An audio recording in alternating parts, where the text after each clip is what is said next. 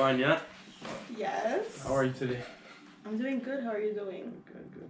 So, originally born and raised in Haiti, U.S. So tell me a little about where you're from and your journey to today. So I was born in the U.S.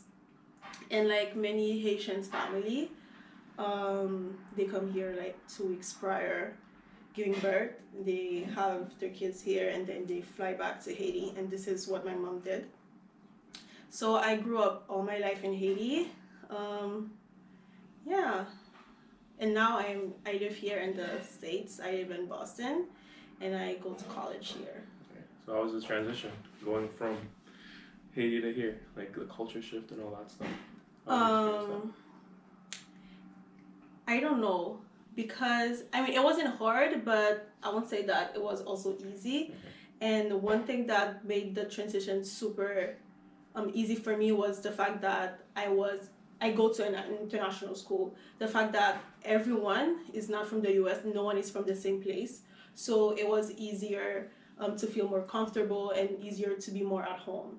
So for me, honestly, the transition was super easy. The only thing was the fact that I used to study before in French, and when I came here, like I used to speak English, I knew English, but like everything, the transition from French to English was a little bit hard, but after a few months everything went fine. So yeah, only the language, but it wasn't actually a barrier, but an opportunity. So, speaking more on a cultural level, so one of the things that I know and I've experienced myself, like a subtle difference was saying hi, like in the U.S. versus in Haiti. Like usually when you say hi in Haiti, it's all touchy, you kiss the cheeks, all that stuff. Whereas in the U.S. it's like distance and maybe a hug. Okay. Yeah. So what kind of cultural differences have you noticed in your transition here? Well, the thing about saying hi in Haiti, it's always 2 kisses, 1 kisses. And here, since there's a lot of the Latino community here, it's kind of the same culture. So this wasn't a problem. And they're super touchy to the Latino community. So this I had no problem with. But what I learned a lot, for example, like there were certain subject that you wouldn't talk normally like you would do with like the Haitian society. Like what? For example, suicide. Yeah. Okay. Like for example, like I have a Japanese friend, and like in the Japanese culture, this is something that happens a lot, and I learned how to navigate this subject like in a more subtle way. Like things like that, you learn more about other people's culture, and then you see the things that you used to say before and the things that you say now. Like you grow as a person. Okay, so it's like certain jokes would fly with the Haitian culture, whereas it wouldn't really. I'm sorry. It was certain jokes would fly with the Haitian Yeah, culture, but with other cultures. and definitely you cannot do that with others. You have to be more respectful and more thankful about the others. Okay. Yeah. So, the saying hi was just one of the examples, and you just gave another one, which was the jokes. That you can't make the same jokes that you can with the Haitian sort of culture. So what other sort of differences have you noticed? Is that it? Between definitely there was the food as because me, I love spicy food, I love food, a lot of salt. And I truly discovered that, like, for example, like other nationalities, they don't use as much spices or as much salt. And this actually helped me to cook even better because now I cook with less salt and less oil, for example. And in the Caribbean culture, you use so many of these ingredients. And it's not, like, honestly healthy. So this was also a culture shock. Something else. I also realized that, for example, the Haitian community here, most of them that are in Boston, they usually stick together. okay. And it's actually a good thing, and it's all actually also like a bad thing because it's a good thing in a way that where it brings unity, everyone is together, but also it's also a cost of an opportunity of not getting to know other people. And I also realized that some nationalities were similar in that way, because it's also harder for them to adapt to other people, with other people. So that was that. And yeah, that's pretty much it, because that's the thing. Like, I used to travel to the US all the time. So basically, seeing how developed the country is, it's not a cultural shock to me. So I cannot really say anything about the lifestyle here. I'm kind of used to it, except that it's super expensive. Yeah. That's a fact. Yeah. Coming from Haiti, that's definitely. Yeah, it's super expensive. So do you partake in that, like sort of staying in that? Since you said that the Haitians sort of tend to stick together, and you see that in certain other cultures too. So do you, as a Haitian, partake in that, staying in the clique of Haitians, or do you like sort of try to spread your My wings. yeah? I actually do both. I think it's super important to stay connected with other Haitian people, like, you know, see how they grow, and see how the community is evolving. Because when you actually leave Haiti and you actually come living here, it's a totally different experience. So it's really interesting to see how your other Haitian peers are evolving also in this life, you know. But also, I think it's important not only to stay with the Haitian culture, because we have this mentality and this lifestyle that doesn't always bring growth. And I think when you're surrounded by so many different things, I mean, different people, different cultures, which is really important. You grow as a person, and this is something that the Haitian community lack of, is diversity. So, which is why it's always good to have a balance. I do have my Haitian people, and I also have people from everywhere. So you mentioned that sort of the culture, like, like, sorry for lack of better words, like it doesn't cultivate a culture for growth. So can you elaborate on that? Like, what do you mean by that? Well, it has to do a lot, you know, with our mindset. That's not always positive, or kind of bringing each other down and How things so? like that.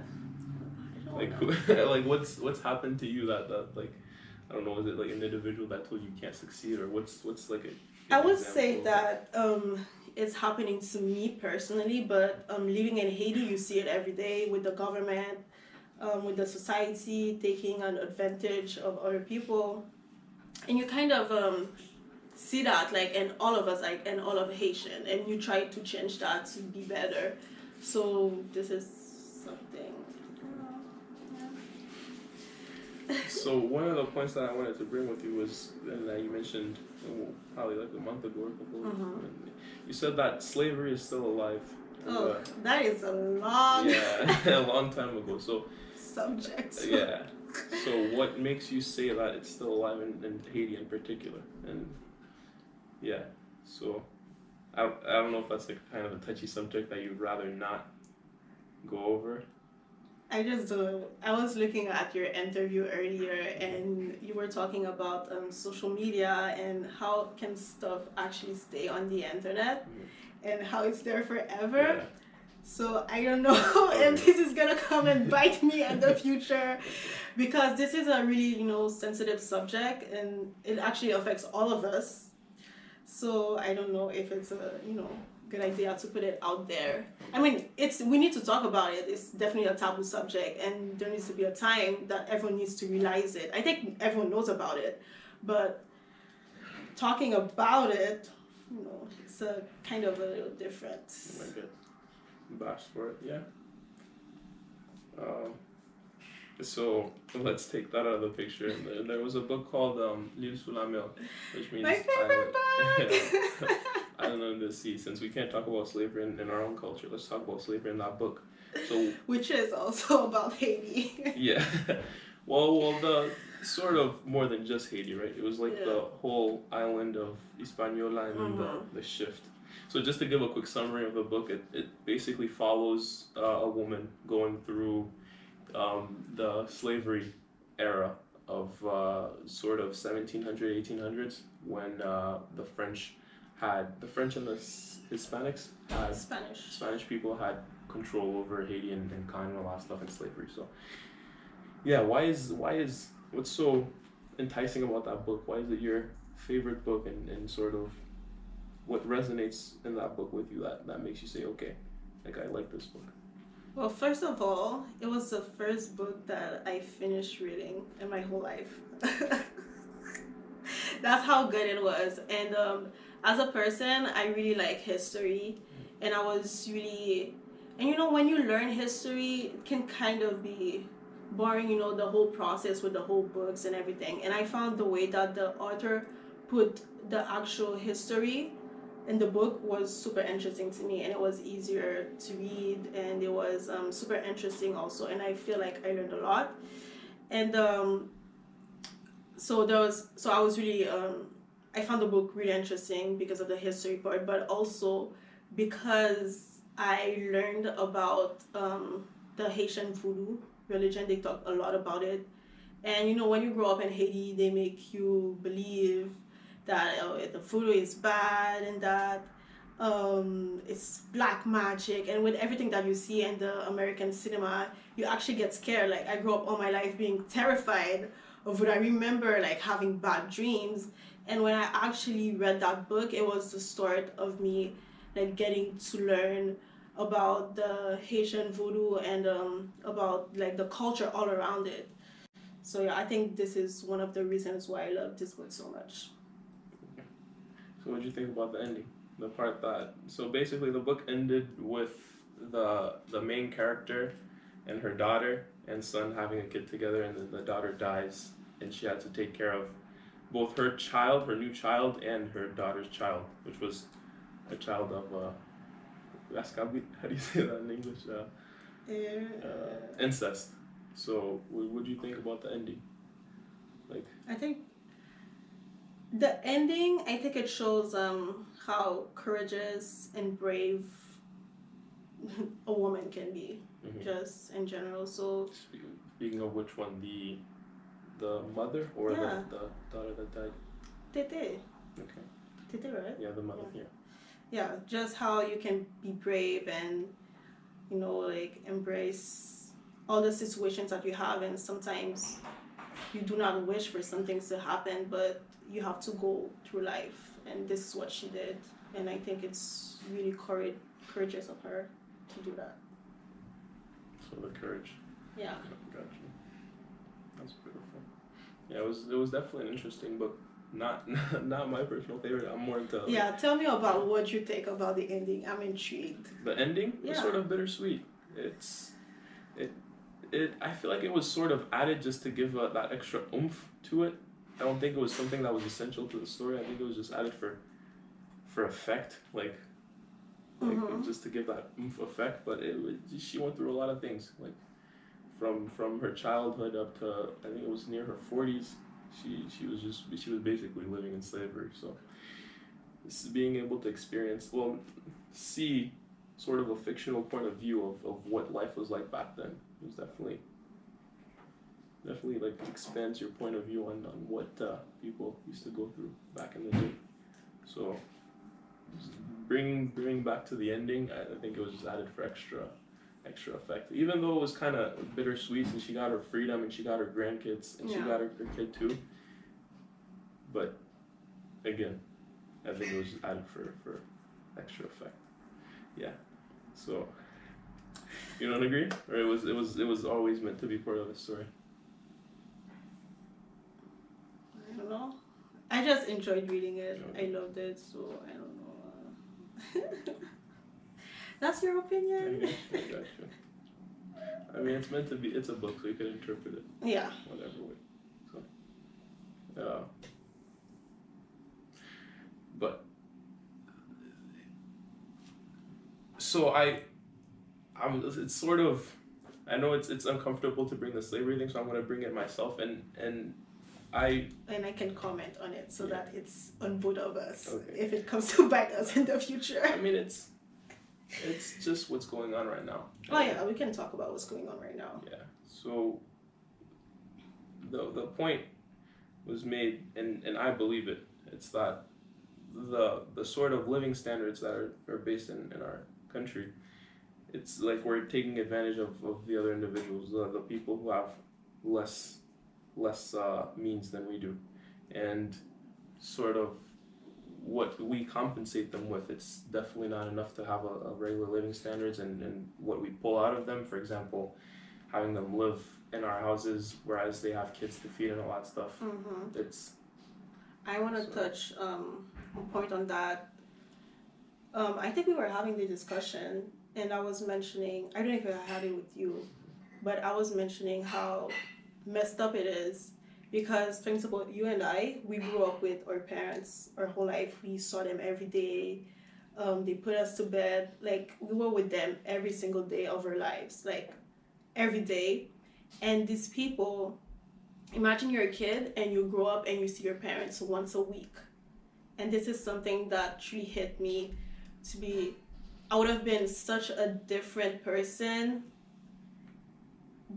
Like, when I think about it, not seeing my parents and everything that they do, everything that they have, is for me, it's for my siblings. It's not even for them. They're sacrificing everything that they have, their time, everything, just for us. And in the end, you don't even get to know them. So, like, growing up, like, my parents had a huge influence on me. And I think having Haitian kids, little kids, to not have this chance, it's crazy to me.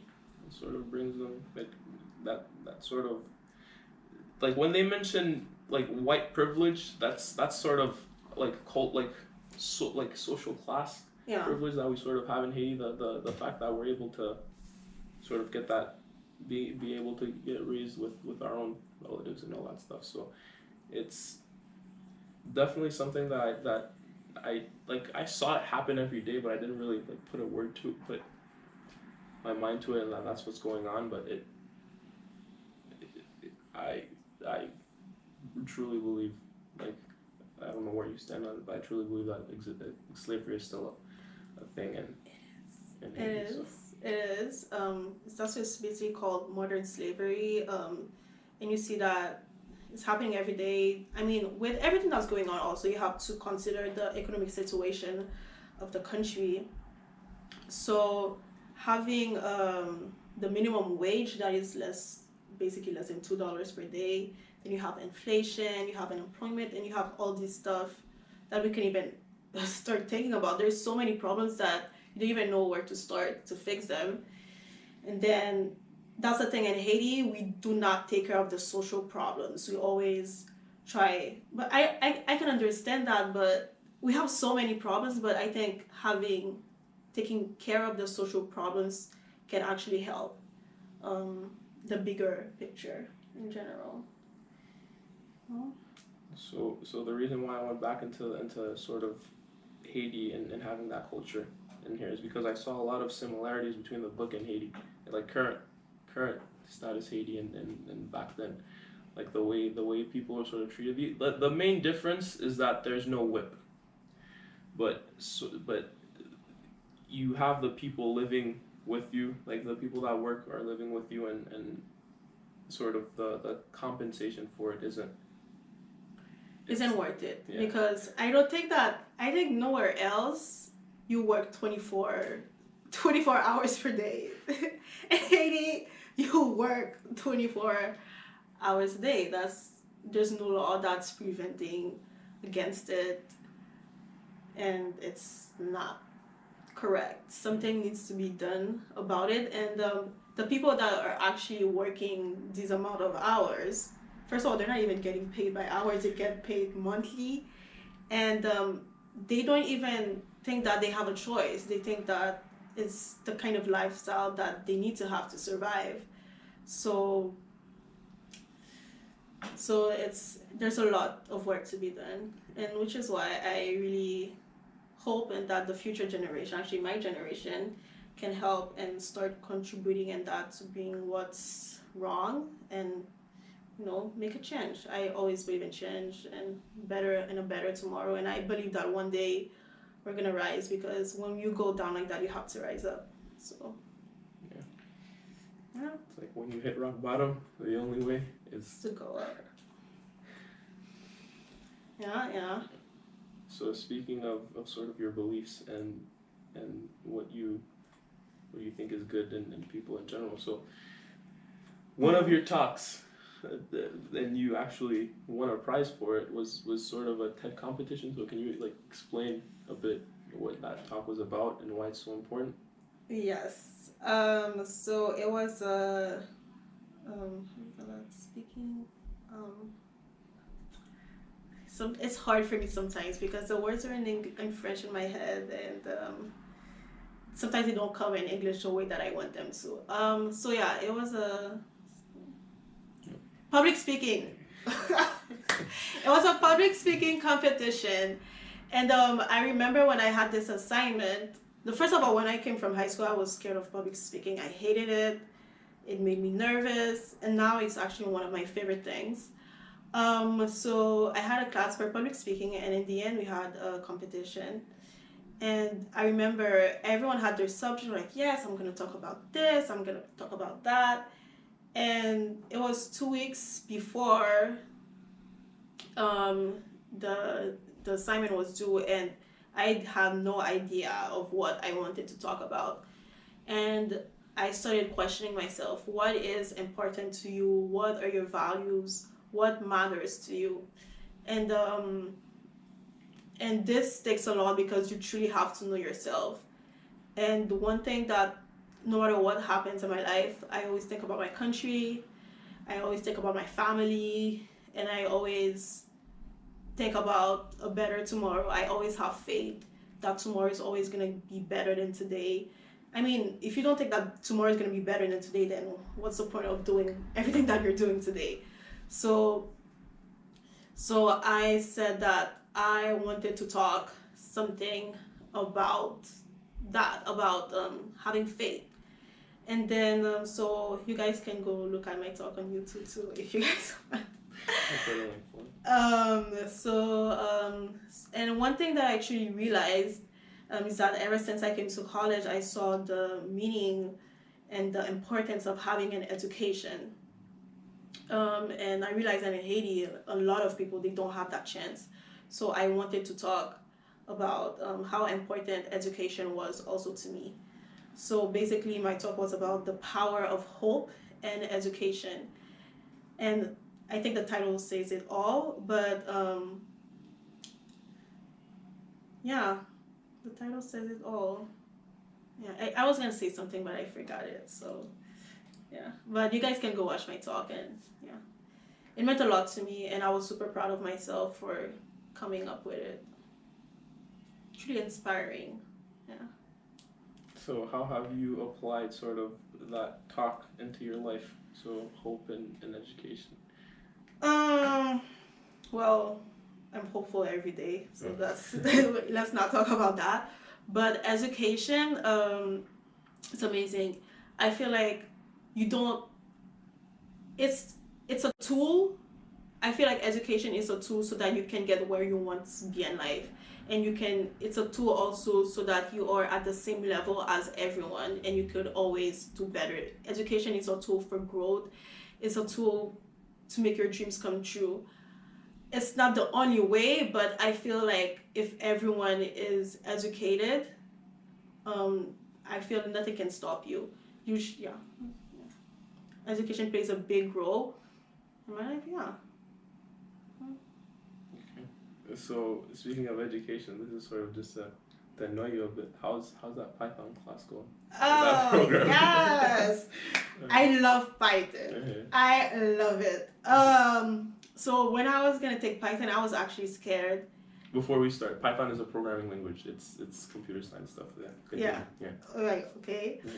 I was actually terrified, but I actually want to work in the finance field. I don't know yet, but I think so. And so I know these are some requirements that they expect of you. So I wanted to have the skills.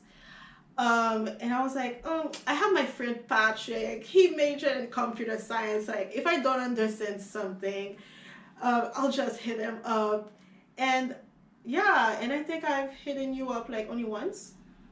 Yeah, I got it. I'm doing the work, and my professor, she sent me a message saying that she was proud, that she liked my logic. Mm-hmm. So I really like it. It's really challenging and it makes you think a lot. but when you actually get it, you're so proud of yourself. So I think it's really cool. Yeah, it's a rewarding sort of programming in general is rewarding. Yeah, and I'm thinking about minoring in computer science. So let's get it. Yeah. One Python class, that's all it took. Yeah, only one Python class, only one. Yeah.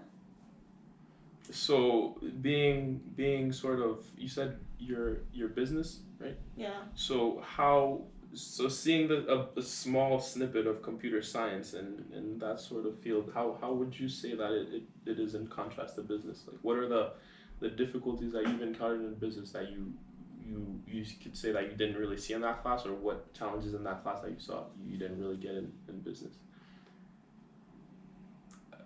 Should I rephrase that? No. I think I understand your question, but I don't know if it actually applies to my everyday life or to in business. I don't know. But what I can actually say is that programming and Python, it made me develop better logic, if that makes sense. Because usually when I don't really think about things, but like the way that Python truly helped me is that it helps build me. I built more, I think, logic. I mean, I already had logic, but it became better, my logic, and it also taught me persistence, because this is a skill that I'm trying to get, but with Python you have no choice. You have to keep try until you get it, which is and this skill is basically gonna be useful for everything that I do. So yeah, I can give that to Python. Yeah. So any other programming languages that you're gonna try to conquer? Yes, of course. As long as they offer it, I'm down for it. That's it. That's nice. Yeah. Super excited. Yeah. I have an assignment for Python next week. I haven't started yet, but yeah, looking forward to it. I enjoy doing it, so yeah. So a lot of programming is putting thinking into actual writing. So it's like whatever you think, that's what you're trying to tell the computer to do, and so you're basically a translator between the machine and your thought process. So like you said, it taught you better logical reasoning. So how has that logical reasoning sort of manifested itself in your everyday life? Do you think that it's been something that's helped you see sort of clearer what you want to do, or is that sort of it hasn't really had any effect there? I don't know if that's gonna answer your question, but I think it will. So basically when I have my logic, what I learn with programming, I have my logic, I write my logic down before I start to program. Do you do that? No? Well, sometimes it depends on the program. Okay, well, I do that because I think it's easier because I'm an impulsive person. I always talk before thinking sometimes. And with Python, what I learned to do is that I have my logic and I don't directly translate it. So what I do, I would write it down, and then from this I would program. So I've been kind of doing that for my everyday life now. Kind of when I read stuff, I would write it down, and then when I'm gonna have a conversation, it's easier to say things. Yeah. So I think, thank you, Python. Yeah. Yeah. One of the things that Linus Torvalds, which is a pretty major guy in computer science, he's the inventor of Linux, which is a big operating system in computer science. He basically says that everyone's, I don't know if it was him, but basically programming teaches you how to think. Yeah. So a lot of creative things you could really sort of play with it. I don't know, if you're making a painting, you could sort of give it a wave and then say that it's something, etc. Whereas with programming in general, you have to think linear. So it's you accomplish this and you accomplish this and you accomplish this, and so it teaches you how to take that sort of direct approach rather than. Totally agree. Yeah. So. Totally agree. Yeah. So let's go into your field now, business. How does that treat you? Great. Can't complain. I'm thinking about majoring in finance. Well, I'm not thinking like I already declared my major. So I'm gonna major in finance. I think it's pretty interesting. When I first came to college and I saw that I had my first finance class, I was terrified. I was like, no, this is not gonna work. But then I fell in love with it, and it's just you can't stop learning. Like there's something new going on every day. I mean, mostly with everything, but I think finance is truly interesting to me.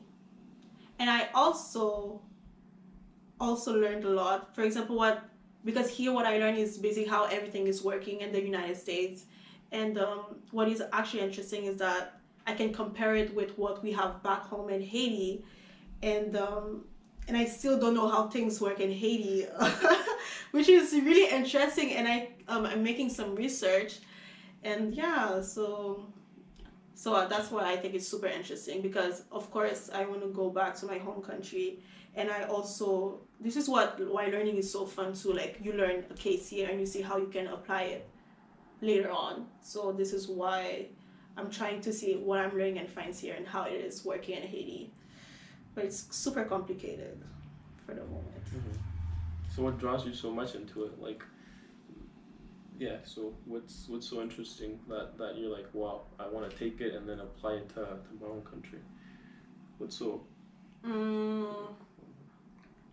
It's just that, for example, like I always knew I didn't know what it was, but I knew what the stock market was and what Wall Street, Wall Street was and everything, that all the trading. But when I'm thinking about it, it's like in Haiti we don't have all these things. Like, um, we don't have anything. So I think this is what piqued my interest. Like when you grow up in a country and you don't see all this stuff and you're not surrounded by all this financial stuff. Like basically in Haiti, all you see is like politics, agriculture, and commercial businesses. Mm-hmm. Like yeah, and retail. That's kind of pretty much it. And energy, and you don't really see the financial side. So it was something that was truly new to me, and I was really intrigued. So I think this would like one of the reasons why I'm really intrigued in finance. And also I think that when you understand finance, you will have a better understanding of the world. So yeah. So I don't know if you've heard of Ray Dalio, where he basically had a video where he explains how the economy works. So it's like offer and demand and sort of it's a wheel between someone who's providing something and someone who needs it, and so that back and forth of selling and buying creates sort of what an economy is. And so he probably got inspired by The Wealth of Nation by Adam Smith. mm, do you want to elaborate on that? No, I'm not gonna elaborate, but Oh. I'm just gonna say he was basically the founder of economic. So basically, go read that book. It's super interesting. The Have Wealth you? of Nation. I read like a few pages. I told you I only read one book in my whole life. I finished one book, so I just read through the content to know what it was kind of talking about. And what was it talking about? Can we not go there? It's funny how you're saying to do it. It's like Yeah, I'm telling them to go educate themselves. Yeah. Like one of those things. Do as I say, not as I do. Yeah. Perfect words. Isn't that how funny life is? It's like you know what's good for you and all that stuff. Yeah. But it's like when it comes time to actually apply it, it's Yeah, which is why I actually make a note, like everyday things that I need to do so that it's easier for me. Because I know what I'm supposed to do to get better, but I have this laziness in me that's not helping me. So I actually started doing them. So I think writing things down makes it easier to accomplish things. those are one of the things that you've accomplished since you started writing stuff down. I've been reading 5 articles per day. Mm-hmm. I didn't start yet because I was super busy this morning. So I read the news, which is super cool. What else do I do? I work out now, which is super hard for me as a person. It's super hard. I try to keep my room clean, tidy up. Yeah, and be less on my phone. And try to read a new book, but I haven't started yet. But I will. One day. Eventually, keep the hope up. Yes, you have to be hopeful. Yeah. But I will, honestly, I will. It just takes time sometimes.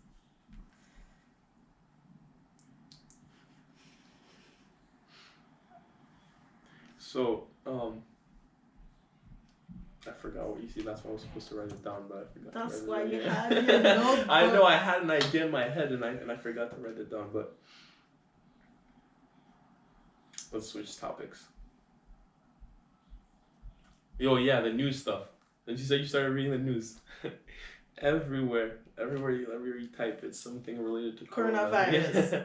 So what, like, you said that you started reading the news. What have you been seeing anything other than Corona? And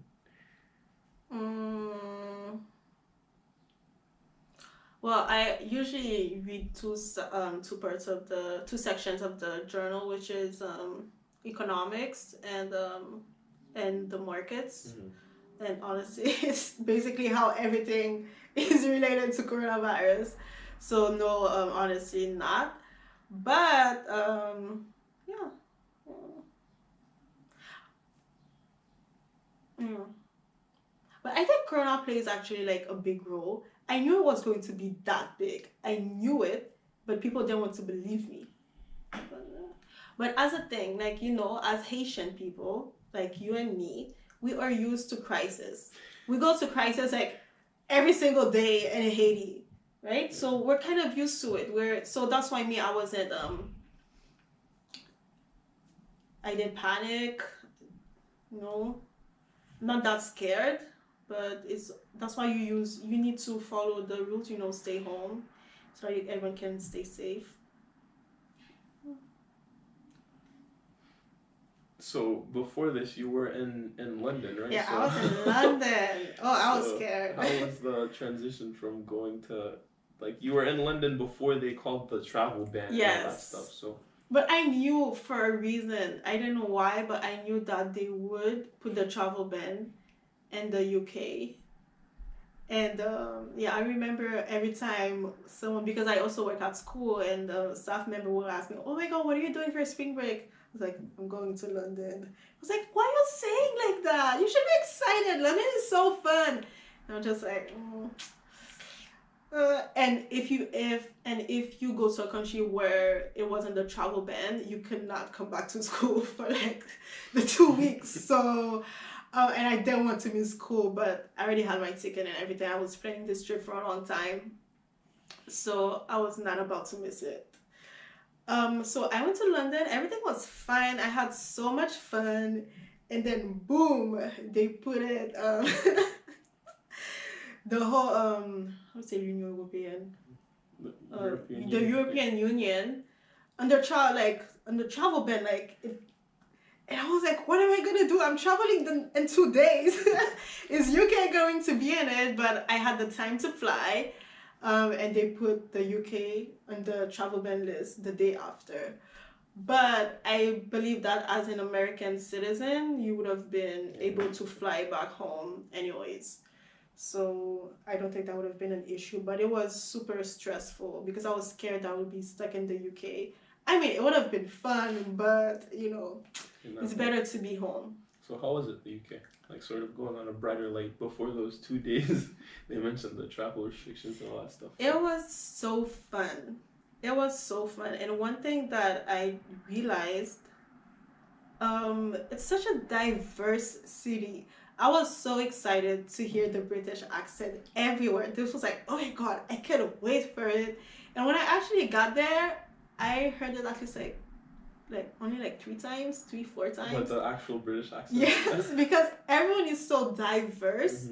There's so many different people, different cultures, so I didn't really hear it. But the city, oh my God, the food was amazing. The places, I did all the touristic locations. Yeah. And the only thing I didn't like is the underground, which is a trains like a train system here. Like here we have the T. Like the subway. Yeah, the subways in New York. Um, the underground, it's to me it's super confusing. I usually get them like super fast, but here it was super confusing, and the trains are really small, so that was not ideal because especially with the coronavirus going on. But after that, I want to live there for a couple. I always say that every time I go somewhere new, I say I want to live there. But it was so fun. The only reason why I wouldn't live there for a long period of time is the weather. It's so bipolar. One day it's sunny, no, 2 minutes it's sunny, it's raining, it's cloudy, it's raining. But after that, everything was perfect. Yeah, can't complain. You get to see the London Bridge. Yes, Yeah. I walked on the London Bridge. They have places for you to walk on it? Yeah. Oh, wow. So when I see pictures of it, it usually looks like a highway where it's like... I don't know, there's in the side, you can walk. And my friend, she lived near the London Bridge. So we crossed it like kind of every day. Yeah. Super fun. And the bus is amazing. Yes. And do they have those double deckers? Yeah. It's like open top. No, it wasn't open top. It was just double. And just go on top. Yeah. Yeah. And one thing that truly intrigued me is the how everything is top. You know, it's on your Visa card. I mean, on your wireless, card. like yeah. Okay. Everything is wireless, and also when you take the underground, you tap at the entrance and you tap when you leave, because depending on the distance, you pay more or less. Yeah. Okay. Yeah. If they did that here, I'll be broke. Yeah. Yeah, here in the US, you just swipe once and then you just and it's get the out same. and you're all set. Yeah, but here it's like, yeah, depending on the length of the trajet. How do you say it? Like basically, the route length, whatever amount of time that you spend in the train, the distance that you're gonna. Yeah, and because see which station you go and come out. So yeah. So what are some of the differences that you experience between, like, because you've been to New York City, you've been to Boston, you've been to London. Those are three sort of major hubs or big cities, you could say. So what are some of the differences that you've noticed between those three sort of major cities or metropolis areas? Weather, lifestyle. For example, here in Boston, I think it's calmer. Oh my God. In London, everyone goes to pubs. The pubs are crazy. Everyone is going out, and the bars, like the pubs, everyone drinks. Like, everyone drinks after work. They just go to the pub. Like, you see all the streets, like they were just clear, and then it's just everyone is after work. They go to the pubs and they go drink, which was super interesting. And it's also so fun. I don't know. I really love the food there. It was amazing. Like the open market, the diversity of the foods, amazing. What else?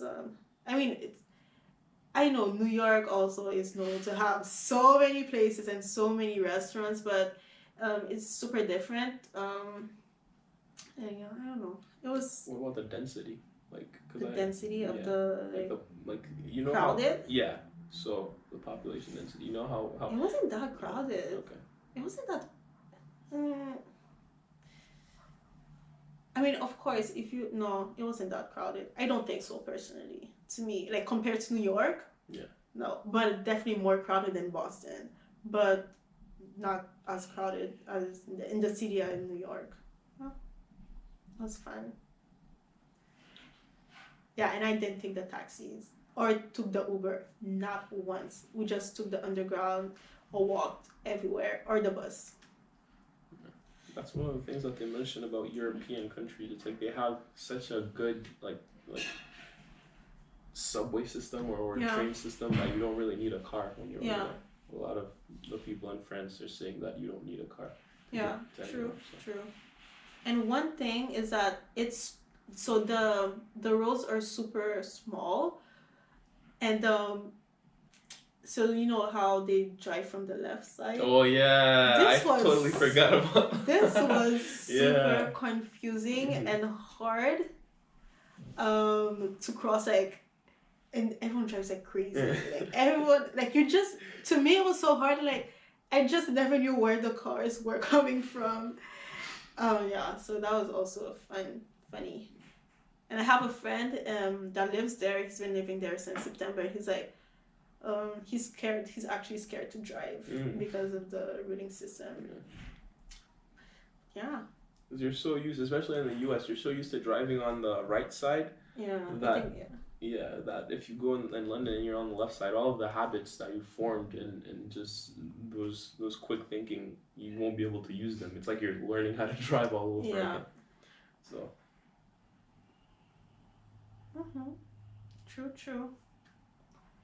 True. And one other place that you've been to?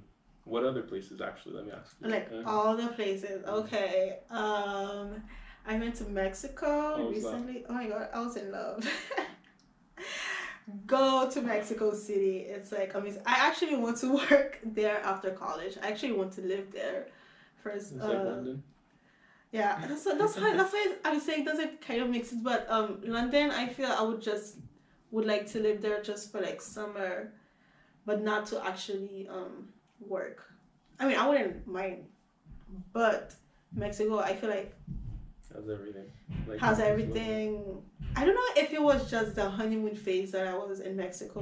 Like everything was so happy. It was sunny. It was vacation. The food was great. The culture, the people. So I think like everything about Mexico. Well, I didn't go to all the part of Mexico, but I went to Mexico City. It was beautiful. Beautiful. The architecture. You can put a subtitle here. Architecture. Yeah. So I really love Mexico. After that, I went to basically the U.S. After I went to Canada. Before I went also to Guadeloupe. Well, how was Canada before we switched to Canada's fun. I love Canada. I always have fun when I go there. What part? Montreal? Yeah, I only been to Montreal. Yeah, that's it. So how, like that, because I'm gonna be going there for June for Team Impala, but how is the French accent over there? Oh my god. It's like you don't even speak French over there. Yeah, I can tell you about that. So it is completely different. Yeah. Honestly, I understand all the French accents. All of them except the one from Canada. I don't know why. I don't know what's going on there. Like, I don't know. It's like kind of because you know how they also speak English. So to me, what I think, this is my theory. So it's like when they say words, they twirl their tongue. So for example, like if they'll say le ciel est bleu, which is like my Haitian accent saying it. But also a lot of people don't understand my Haitian accent, so I cannot complain. They will say le ciel est bleu. It's like a curve. I don't know. To me, when I go there, I just speak English. I don't even try to speak French, honestly. Yeah. So. Just speak English. Okay. So even to a native French speaker, you wouldn't recommend. I mean, they can get together or whatever, but to me, it does not work. And I even, like, for example, I have friends that live there, and when they do live there, some of them, they don't even speak French, or if they do, they make a French accent to the other. But that's not true. Because there's a high Haitian population that lives in Canada and Montreal specifically. But my friend, for example, he actually makes a French accent every time that he speaks in French. And I was like, why are you talking like that? He was like, oh, don't worry about it. I was like, okay, but yeah, but to me, honestly, I don't understand it. It will take me too much time, so I just speak English. But I actually have a Canadian friend that goes to school with me, and he understands me, so, and I understand him. But sometimes I'm just like, oh okay. But speaking of accents, you said that one of the things that happens is that some people don't really understand your Haitian accent. Yeah. So why not? Why wouldn't you twist your accent just like your French friend there? I do actually do it a lot when I speak to some people. Like for example, if I'm not speaking with the French people, I will not speak the normal French that I do speak. Because in Haiti, we have Creole and we have French, and basically when I speak French, I just mix both. And also you have to know that in Creole you don't really use the letter R. So when I pronounce my sentences, my words and everything, I don't emphasize on the R, you know? So like some words, it's just like I just mumble them. But like talking Haitian to Haitian, you will understand it. But if you're from other countries that speak French, you'll be like, what did you just say? But I always had this problem with my French teacher. He was like swell. Me, I would say swell, which is night. I would say swell, and a French person would say swell. Swell. I don't say swell. It's so much effort, but it just has to do with the fact that we speak Creole and how we adapted both language together. That's what I think. But yeah, when I do speak to other people that speak French that are not from Haiti, I do make the accent. Well, I just make more effort on my words. Accentuate the words and all that stuff. So. Yes. Yeah. And for those don't you? Of course. And for those who don't really understand this, it's basically, it's like American English versus English English. No, it's not. Not really? No. You wouldn't make that comparison? No. Why not? Because both of them. Wait, are you talking? I'm talking about like our French accent versus. No, because English is still. I don't know. Like, I would just say the fact that we're so like the American accent is not influenced by any other language, but the Haitian French that we do speak, it's influenced a lot by the Creole. If you think about it. Mm-hmm. The words that we're gonna use and the way that we're gonna say things is so different from it's not that different, but you're gonna have a conversation with a Haitian person, you're not gonna say the same thing exactly. I mean, I feel like it would be the same way with the British accent, no? Because for the bathroom they say like the loo or something along those lines, like, or they have a couple of terms which are different from the it's true. American accent, like apartment flat. Yeah. Yeah. So it's like certain terms would be different, and I feel like it sort of applies to the different French accents, because even amongst like African accents, it's like they understand me. Yeah. So it sounds different, but it's the same language. It's like, I feel like if someone was speaking English versus American English, you would and you didn't speak English at all, you would think that they're two different languages.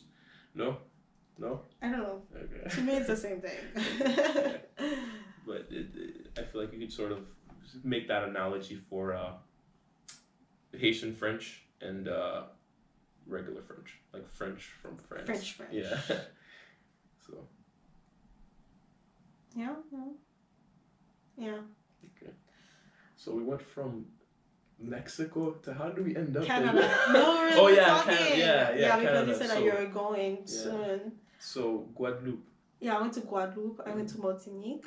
Oh, and also there, they also speak Creole, but it's a different Creole. For example, some Creole words that we do have in the Haitian Creole has a completely different meaning from their Creole, and both of them are different, but they're more similar than the Haitian Creole. Were they slave? Like? Mm-hmm. They were also French colonies, but they didn't get their independence because they're still how do you call that? It's like it's not a state. I don't want to say. But they're part of the French. It's a département. Yeah. It's a, it's a. Is it like here you have how you have different states? It's a state of France. Mm-hmm. They didn't get their independence, but they're still considered as a individual nation, I guess. Mm-hmm. Yeah. So I went to Martinique. I went to Guadeloupe. I went to Dominican Republic a lot of times. I love Dominican Republic.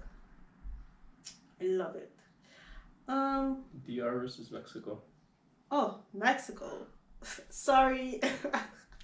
It's different vibes, you know. Yeah, but yeah, I mean, I would prefer to live in Mexico than live in DR. I mean, might as well live home if I would want to live in Dominican Republic. But they're kind of different, no? No, it's Like, completely so- different. Completely different. So Like, why are you saying might as well live at home? because it's the same island. It's the same, like, sort of piece of land, the U.S. Yes, and Mexico. So. yes, but I prefer, honestly, I just prefer to work home than work in DR. Mhm. To live, I mean live. I don't know about work, Mhm. but I would say live. Yeah, I think that's it. Oh yes, I went to Ecuador. Oh, I loved Ecuador. The specific part that I really loved was Las Islas de Galapagos. It's a patrimoine naturel. I don't know how to say that in English. I always do that when I speak to my friends. Patrimoine naturel? Mm-hmm. I mean, What it's does that like mean? protected. Oh. It's like a protected space. Because you have a lot of endangered species that do live there. And it's so beautiful, so peaceful, so many animals. Yeah. It was amazing. So that was back in high school, right? Are you? Yeah. Okay. Yeah. So how was it? What high school did you go to? Say? I went to a French high school. Yeah. So called Lycée Alexandre Dumas. How was it being in a French high school in a Haitian in Haiti?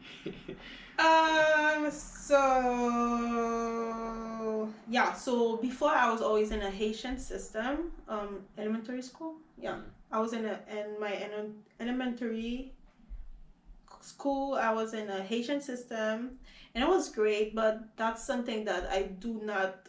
I don't know how it works here in America or in the French system for elementary school.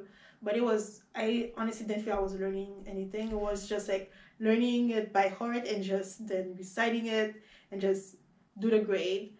And I feel like this is what the Haitian system has been for me, which I think they should change some stuff about it. After that, I switched over to the French system for middle school. And I went to St. first for 3 months. This is how I met him. And then I switched to the French system, which St. was still French, right? Yeah. And basically here in the French system, I honestly discovered that you learn to learn and you don't learn just by heart and recite it. You see how you can actually apply this and how, just learning. And this is something that I feel like the Haitian system should implement. And yeah. So one of the things that my parents used to mention, and probably a lot of parents around, especially Haitian parents, used to say that Zami est sous bonne école ou fait ça. So the translation is friends you make them at school. So it's like the sort of people that you know in your childhood and in your school, the sort of people that you experience that phase of your life with, they're gonna be essentially your true friends. So how do you think that's a true thing, or how has it manifested itself in your current experience going through college and being away from sort of that setting? I'm such a friendly person. Honestly, I'm friends with all my high school friends. All of them. Yep. We just had a high school reunion, when? Like 2 days ago? On Zoom. We had a virtual high school chill. That's how close we are. We're still like super close together. We talk almost every day, all of us together.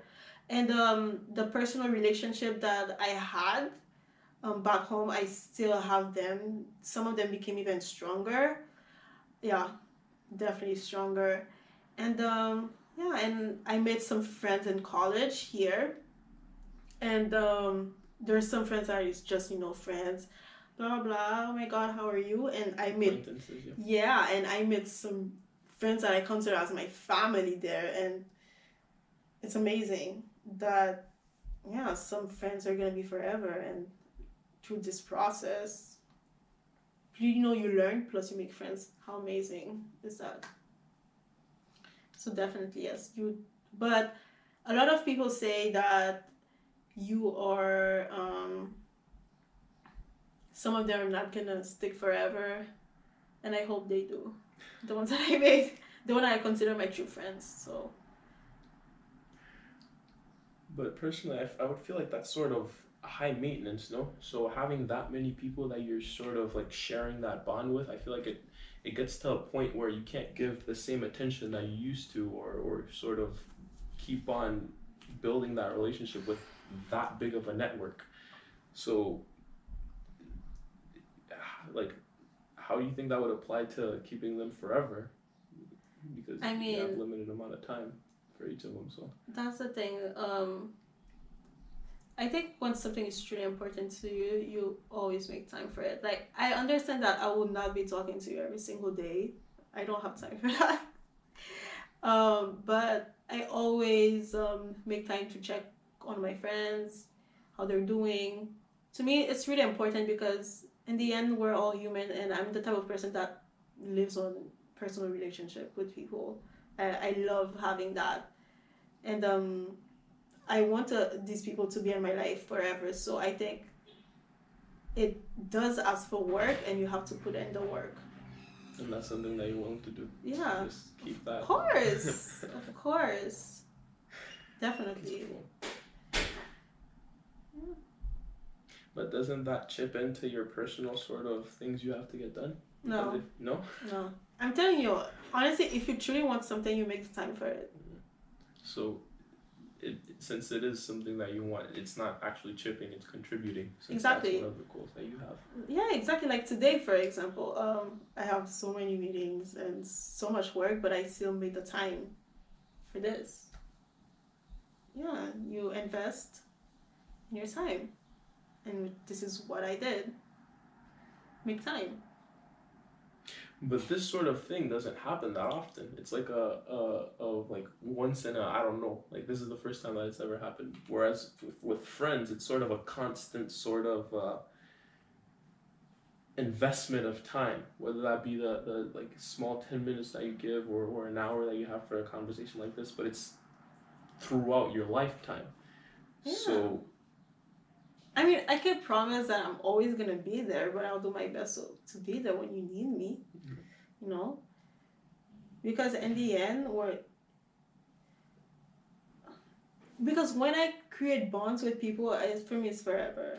Like, so, and that's the thing also.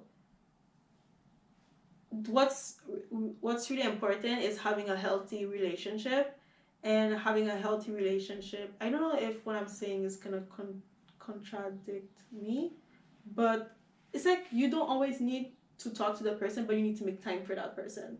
You know, like even if it's like once a week I talk to you, or once a month, but as long as the bond that you founded is here, that's all that matters. And knowing that, like, I don't need to have a whole like 15, like a whole 1 hour conversation with you. I can have 15 minutes, and that's it. Like, I know that you're fine, you know that I'm fine, you know what's going on in my life. You have something, we can chat up. That's really important. Just maintaining good relationships, being there, and making each other happy. Mm-hmm. it's one of the things is that you said once the bond is there, it's sort of You say like we have to make it work. So have you like never had a bond where it's like, damn, I should actually No. step back from that? No, never. Where do I actually need to make work?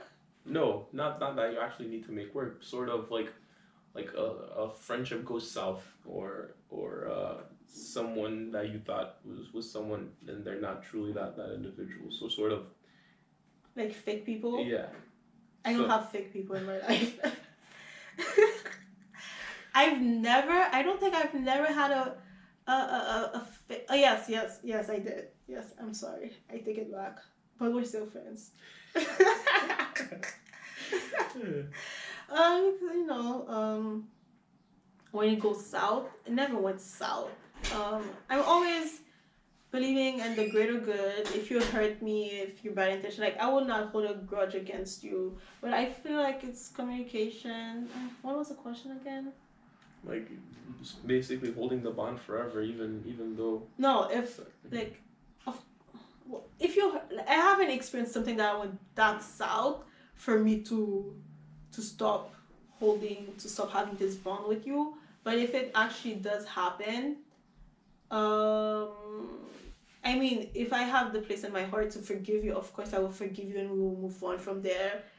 And trust takes time to build. I understand that. But if we truly do love each other and we truly do believe that we're really good friends, I think that we can surpass this, and just with time, trust will come back and we can have that bond again. And you think you'll always have that time to give to that other individual. The same time will not be, because honestly, like, that's always what I tell people. Like now, like, the only thing that I can offer people is my time. Like, I have nothing else to offer you. I don't have money. I don't have enough knowledge. I don't have. I don't know. I don't know. I don't have anything else. So honestly, my time is the only thing. So of course, no, you want to have the same time, but if you're willing to make the effort to be my friend, and I'm willing to make the effort to be your friend too, of course you will find time. It depends on what you want. I'm telling you, you really want something, you will make time for it. So why are sort of those bonds so important to you? Like, I feel like in this life you sort of you're the captain of your own ship, right? Yeah. And so you have to give time to yourself in order to build all of the things that you do. And I agree that you sort of have these bonds that you have to, because in order to get far in life, you need other individuals to sort of work with you, and you work with them, and then you contribute to the rest of that. But sort of maintaining this bond with like such a wide array of people, I still don't see why it's that How important. many people do you think that? No, I don't know. It's like the way that you're mentioning it's like How many people do you think that, of course, like, honestly, like, I have the list of people here. I mean, you have a promotion, like your class promotion is pretty like, big, and since yes, but we're friends. It's not like we're best friends, but we're friends, and if someone needs me, I'll be there for them and help them no matter the way that I can, of course. But for my friends, I do make the time. What was your question again? Like, I don't know. I don't know what you want me to, like, why is it so important to me? Because I think in general, I'm a really helpful people, and I consider myself as a leader, and I just can see myself thriving without seeing other people thriving around me. So I think being surrounded by a healthy relationship makes me happy, makes me being better as a person. I grow, you learn from, and I think, like, that's also a thing, like, you learn so much from your peers and you learn so much from other people, and that, yeah, like, there's stuff you just can't do by yourself. And I think that having good friends and having good people around you with positive energy, it helps you be better. It's kind of selfish. I mean, we're all selfish, but in the end, yeah, that's it. You have to be selfish. Yeah. Be selfish by helping other people. Yeah. Because in the end, everything that you do is for yourself. Not everything. I mean. Example. Okay, tell me something that you did that wasn't for yourself. I mean, me personally, yeah. I can't give you something right now, but people in general, people that do stuff for science, it's not, a lot of their work isn't really done for themselves. Okay, like, I don't know about science, but I don't know about science, but I will speak for myself. And like, that was something I was really thinking about the other day, about being selfish. Being selfish is not actually that bad, because when you do, because me, I'm someone that truly loves myself. I think I love myself way too much, and in the end, I feel like everything that you do, even if it's like you truly want to see someone else happy, you truly want to see someone else happy, you truly want to help someone, in the end, it's like how you feel too. It's like how it makes you feel, because you don't do things that don't make you happy. You don't do things that you're not gonna feel like it's not gonna fulfill yourself, you know. So in the end, it's kind of being selfish, because in the end, even if you don't think about yourself, it's still about you. So it's like you're basically driven by your emotions. It's the feelings that you get from sort of Self-fulfillment. fulfillment. Yeah. Yeah. Self-fulfillment. So it's basically So you that's do why I the say we're stuff that you do. selfish. Do the stuff that you do for the feelings that you get from it. I think that's a good place to finish it off. Ania, merci. I'm doing it. Social distancing. Whoa. It was a pleasure. One. After can we do that? Sorry. No, come on. I'll cut it Okay, out. okay, you just I'll cut it cut out. Okay.